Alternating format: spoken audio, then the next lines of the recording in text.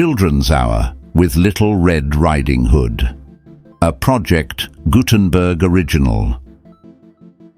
There was once a sweet little maid who lived with her father and mother in a pretty little cottage at the edge of the village.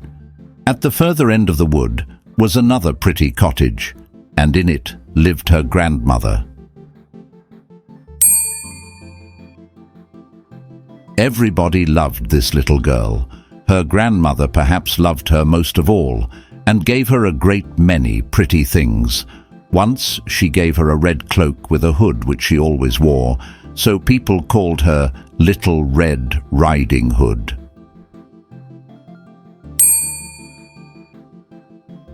One morning, Little Red Riding Hood's mother said, "Put on your things and go to see your grandmother.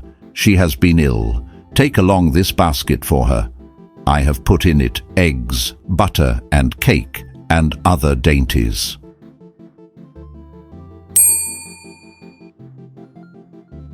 It was a bright and sunny morning. Red Riding Hood was so happy that at first she wanted to dance through the wood. All around her grew pretty wild flowers, which she loved so well, and she stopped to pick a bunch for her grandmother.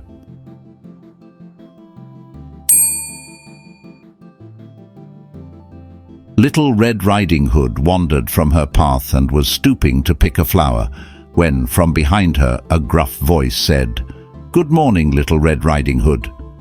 Little Red Riding Hood turned around and saw a great big wolf.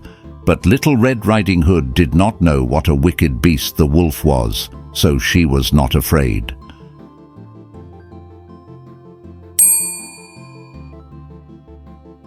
"What have you in that basket, Little Red Riding Hood?" "Eggs and butter and cake, Mr. Wolf." "Where are you going with them, Little Red Riding Hood?" "I am going to my grandmother, who is ill, Mr. Wolf."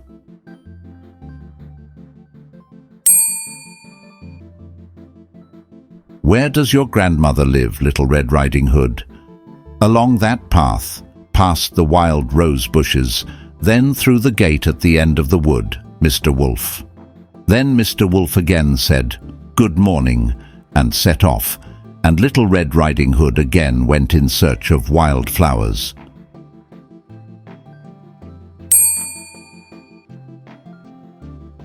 At last he reached the porch covered with flowers and knocked at the door of the cottage. "Who is there?" called the grandmother. "Little Red Riding Hood," said the wicked wolf. "Press the latch, open the door and walk in," said the grandmother.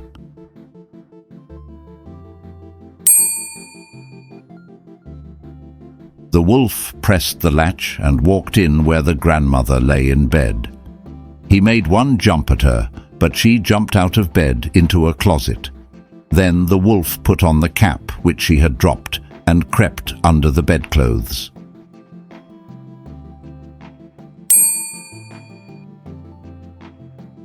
In a short while, Little Red Riding Hood knocked at the door and walked in, saying, "Good morning, grandmother.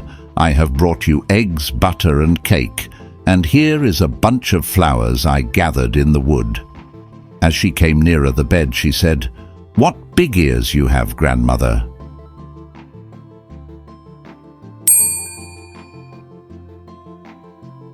"All the better to hear you with, my dear." "What big eyes you have, grandmother." "All the better to see you with, my dear." "But grandmother, what a big nose you have." "All the better to smell with, my dear."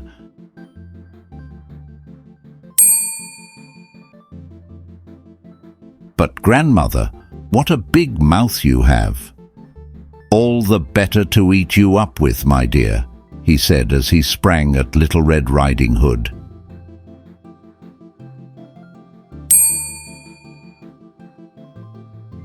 Just at that moment, Little Red Riding Hood's father was passing the cottage and heard her scream. He rushed in and with his axe chopped off Mr. Wolf's head.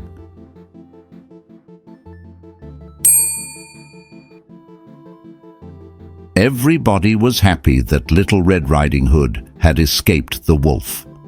Then Little Red Riding Hood's father carried her home, and they lived happily ever after.